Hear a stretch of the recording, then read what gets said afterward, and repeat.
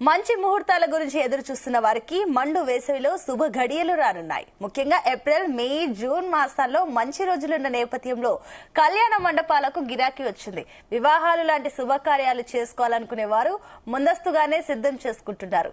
పురోహితులకే కాకుండా వాయిద్యాలు, వీడియోగ్రాఫర్లు తదితరులకు ముందుగానే బుకింగ్ చేసుకుంటున్నారు.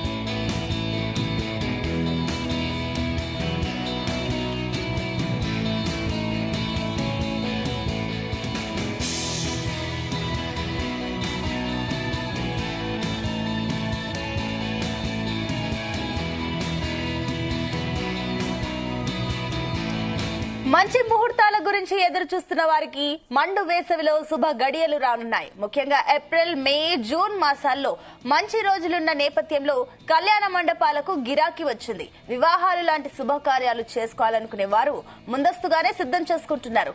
పురోహితులకే కాకుండా వాయిద్యాలు, వీడియోగ్రాఫర్లు, వంట పనివారు, ఇతర అనుబంధ రంగాల వారికి సుమారు 3 మాసాల పాటు చేతినిండా పని లభించనుంది.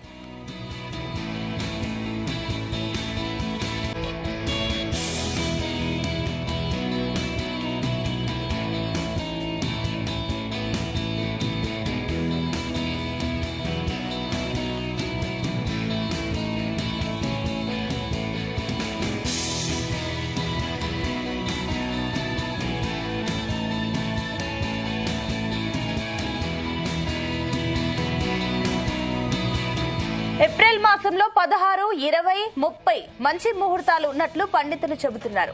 మే నెలలో 1, 7, 8, 9, 10, 11, 14, 18, 23 తేదీల్లో పెళ్లి ముహూర్తాలు ఉన్నట్లు చెబుతున్నారు. అలాగే జూన్ నెలలో 4, 5, 6, 7, 8 శుభ ముహూర్తాలు ఉన్నాయంటున్నారు. జూన్ 11 నుంచి జూలై 12 వరకు గురు మూఢమి కారణంగా ముహూర్తాలకు విరామం ఏర్పడింది. ఇక తిరిగి శ్రావణ మాసంలో ముహూర్తాలు ఉండనున్నట్లు చెబుతున్నారు.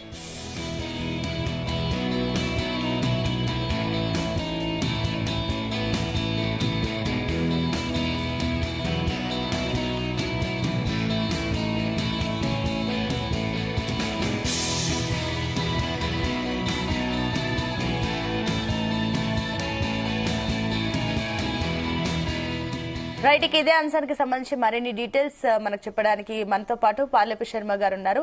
శర్మ గారు నమస్తే అండి. చెప్పమ్మా. ఎస్ శర్మ గారు, ఇప్పుడు మంచి ముహూర్తాలు ఉన్నట్లు తెలుస్తుంది, దాని గురించి ఏం చెప్తారు? అవునమ్మా, మన ప్రేక్షకులందరికీ కూడా జీ తెలుగు న్యూస్ చక్కని శుభముహూర్తాలకు స్వాగతం తెలుపుకుంటూ, మనకి విశ్వావసునామ సంవత్సరంలో ముఖ్యంగా చైత్రమాసంలో అంటే ఏప్రిల్ నెలలో 14వ తేదీ నుండి సుమారుగా చైత్రమాసం ఇది. ఈ చైత్రమాసంలో 14వ తేదీ నుండి శుభముహూర్తాలు మనకు 24వ తేదీ దాకా ఉన్నాయి. తర్వాత వైశాఖ మాసంలో అంటే ఏప్రిల్ 30 నుండి మళ్ళా మనకు మే 24 దాకా వైశాఖ మాసంలో ముహూర్తాలు ఉన్నాయి. తర్వాత జ్యేష్ఠ మాసంలో మనకు 28 మే నుండి మనకు జూన్ 8 దాకా ముహూర్తాలు ఉన్నాయమ్మా. తర్వాత ఈ సంవత్సరం ఏమిటంటే విశ్వావసునామ సంవత్సరంలో మనకు జూన్ 9 నుండి జూలై 9 దాకా గురు మౌఢ్యం ఉంది కాబట్టి శుభకార్యాలకు సమయం లేదు, ముహూర్తాలు కూడా లేవు.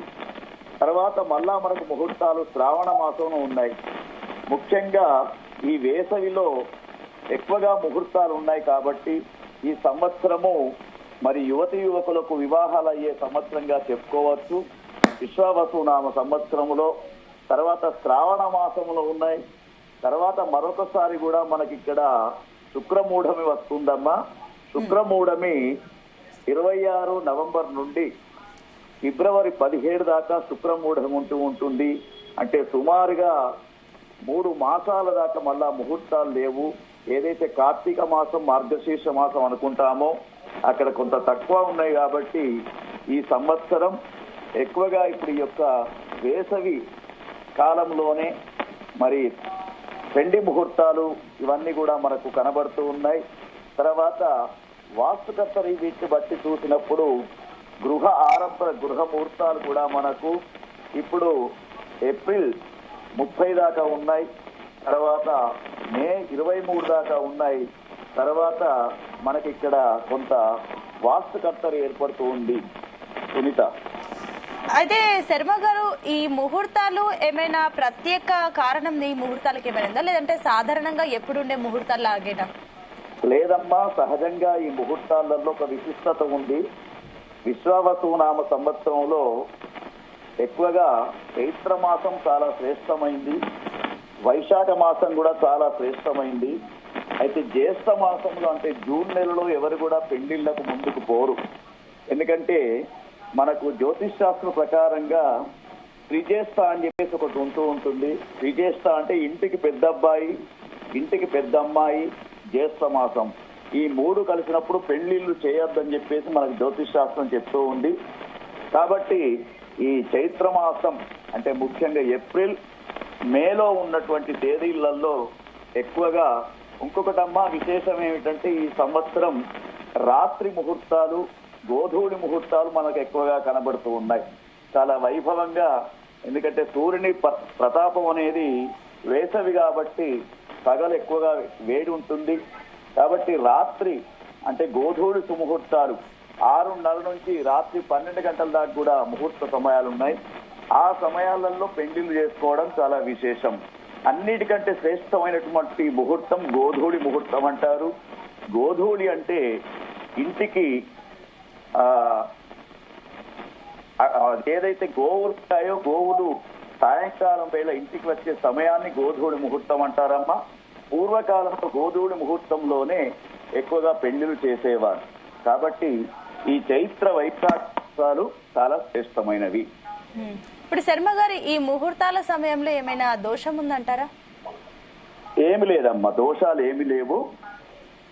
ముహూర్త సమయాలలో జనరల్ గా దోషాలంటే మనకు పంచాంగం ప్రకారంగా చూసుకొని అబ్బాయి అమ్మాయి యొక్క నక్షత్రాలు తీసుకొని వారికి కలుస్తున్నటువంటి తారాబలం తదేవ లగ్నం సుదినంత దేవ, తారాబలం చంద్రబలంత దేవ, విద్యాబలం దైవబలంత దేవ, లక్ష్మీపతే సేవము స్వరాం అని చెప్పేసి మనకు మంగళ అష్టకం ఉంది.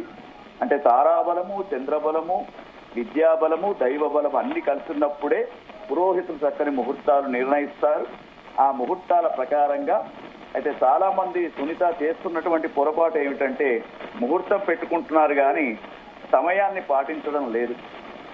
మరి సమయం పాటించడం అనేది, ముహూర్త సమయం పాటించడం అనేది మనం అందరికి కూడా ఒక విషయాన్ని తెలియజేయాలి. అయితే శర్మ గారు, అసలు ఇప్పుడు సమయానికి వస్తే కూడా సహజంగా ఉదయం కానివ్వండి, రాత్రి కానివ్వండి ఇలాంటి ముహూర్తాలు పెడుతుంటారు. అయితే ఏ సమయంలో పెళ్లి బెటర్ అంటారు? అన్నిటికంటే ముహూర్తాలలో అభిజిత్ ముహూర్తం విశేష ముహూర్తం. అంటే సుమారు మధ్యాహ్నం 11:45 నుంచి 12 గంటలకు వచ్చే ముహూర్త సమయం అభిజిత్ అంటారమ్మా. ఈ అభిజిత్ ముహూర్తము పుష్కరాంత సమయం అంటారు దీన్ని. అభిజిత్ ముహూర్తంలో వివాహాలు, తర్వాత గోధూళి సాయంకాలం వేళ పెట్టే ముహూర్తాలు చాలా శ్రేష్టమైనవి. ఇప్పుడు శర్మ గారు, ఈ బ్రహ్మముహూర్తాల గురించి కూడా ఈ మధ్య కొంతకాలంగా మనకు వినిపిస్తుంది. చాలా మంది ఈ బ్రహ్మముహూర్తం కూడా చాలా మంచిది అంటున్నారు. అయితే అమ్మ ఒకటి చాలా చక్కని ప్రశ్న సునీత. బ్రాహ్మీ ముహూర్తం అంటే బ్రాహ్మీ ముహూర్తం కొన్నిటికి మాత్రమే, వివాహాలకు బ్రాహ్మీ ముహూర్తం వర్తించదు. వివాహాలకు ఏమిటంటే ఇప్పుడు మనం చెప్పుకున్న ముహూర్తాలు. బ్రాహ్మీ ముహూర్తం అంటే నదీ స్నానానికి, ఇప్పుడు వస్తున్నటువంటి సరస్వతి పుష్కర స్నానానికి సరస్వతి నది, అట్లానే మనము గృహప్రవేశాలకు ముగ్గులు పోయడానికి బ్రాహ్మీ ముహూర్తం మంచిది. అంతేగాని వివాహాలకు బ్రాహ్మీ ముహూర్తం మబ్బున అనేది రెండవ ఇంపార్టెన్స్ గా చెప్పవచ్చు. ఇక శర్మ గారు చివరిగా జీ న్యూస్ ప్రేక్షకులకు ఏం చెప్తారు? ఇప్పుడు ఉన్నటువంటి కాలానుగుణంగా విశ్వావసునామ సంవత్సరంలో సూర్యుడు రాజు కాబట్టి మరి ఆ గురుబలం గాని సూర్యబలం గాని చూసి వివాహాలు చేయాలి. యువతి యువకులకు ముహూర్తాన్ని పాటించాలి. కెమెరా తర్వాత వీడియోలకు ఎక్కువ టైం ఇవ్వకుండా సుముహూర్త సమయంలో వరుడు వధువు ఆ సమయాన్ని పాటిస్తూ జీలకర్ర బెల్లం పెట్టుకోవడం, మాంగళ్య సూత్ర ధారణ పెళ్లిలు ఒకటేసారి చేయాలి, 2-3 సార్లు చేస్తూ ఉన్నారు. అది మనకు హిందూ ధర్మంలో పనికిరాదు.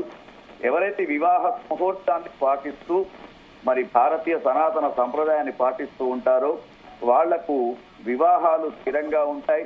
మరి ఇప్పటి వివాహాలలో కూడా సంబంధం బాగా ఉంటే జాతకాలు కూడా చూడడం లేదు, అది తప్పు.